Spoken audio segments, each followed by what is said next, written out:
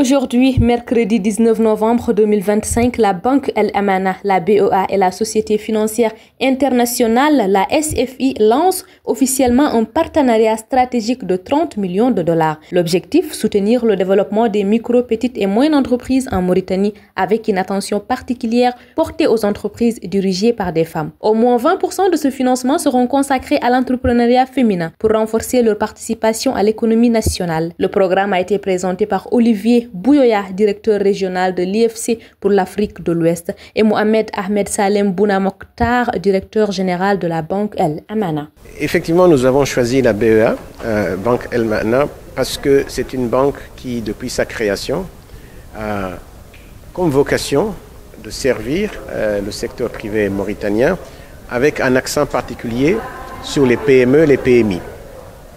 Et c'est une banque qui a démontré au cours des dernières années qu'on peut effectivement prêter aux PME et PMI tout en gardant une gestion saine et une maîtrise des risques opérationnels et de crédit.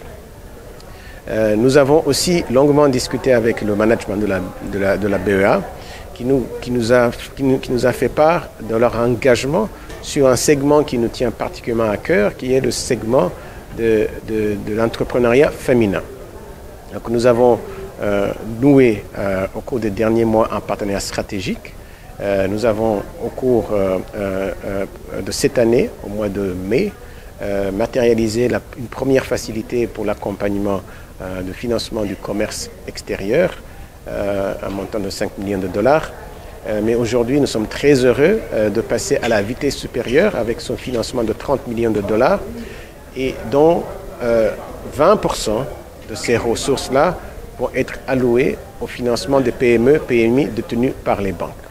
L'ambition, c'est que d'ici 2030, dans 5 ans, nous puissions ensemble apporter un concours, un financement aux PME, PMI de presque 600 millions de dollars, dont, encore une fois, 20% vont être alloués à l'entrepreneuriat féminin.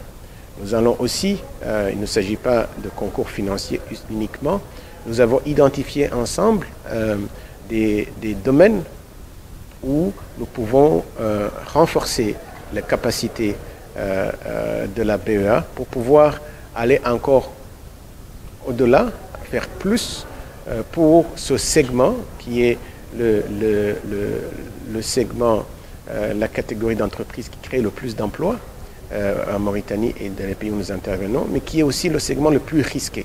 Donc nous allons cheminer ensemble, avoir un programme d'assistance technique qui permettra à la Banque El Amana de continuer à servir ce segment tout en gardant une maîtrise. Le directeur général je vais laisser le directeur général de la BEA le mentionner, mais il l'a dit tout à l'heure, nous avons, dans le cadre de ces facilités, nous avons convenu que nous allons faire le suivi, un suivi régulier et rapproché pour s'assurer que effectivement les fonds qui sont mis à la disposition de la BEA puissent aller aux bénéficiaires. Encore une fois, c'est la raison pour laquelle nous avons choisi la BEA, parce qu'ils avaient déjà cet engagement pour le faire.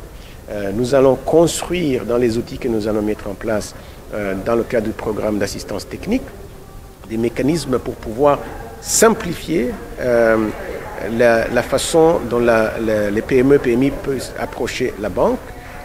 Il y a toute une panoplie d'outils qui vont être mis en place pour s'assurer que nous puissions apporter l'assistance qu'il faut à la BEA dans son plan, dans sa stratégie qui est déjà axée sur le financement des PME et PMI. Tout d'abord, je remercie l'AFC pour ce partenariat. Comme l'a dit le directeur région d'Afrique de l'Ouest, nous avons signé le deuxième contrat, deuxième financement qu'on signe. Le premier, on l'a signé en mai 2025 pour les trades. Aujourd'hui, c'est pour le financement des micro, petites et moyennes entreprises. C'est ces petites et moyennes entreprises qui créent les emplois.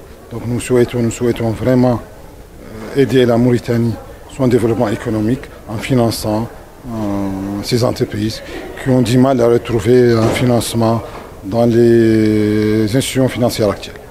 Voilà, parce qu'on a des obligations, comme il a dit monsieur le directeur régional, minimum 20% de ce montant doit servir aux femmes entrepreneurs. Minimum 20%, voire plus. Donc c'est déjà une obligation et c'est pas mal pour les femmes, je pense. Surtout pour notre pays, les femmes de notre pays, qui ne sont pas vraiment dans les activités professionnelles.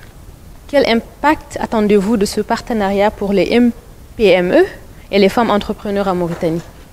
Écoutez, tout d'abord, on voudrait féliciter donc la BEA pour ce partenariat que nous avons établi à travers l'accord que nous avons signé ce jour. Félicitations à la BEA et l'impact pour nous, il est direct. C'est que plus de femmes et plus de jeunes, plus d'entrepreneurs aient accès à un crédit abordable qui va leur permettre d'étendre leurs activités et donc rajouter à l'éclosion économique de la Mauritanie.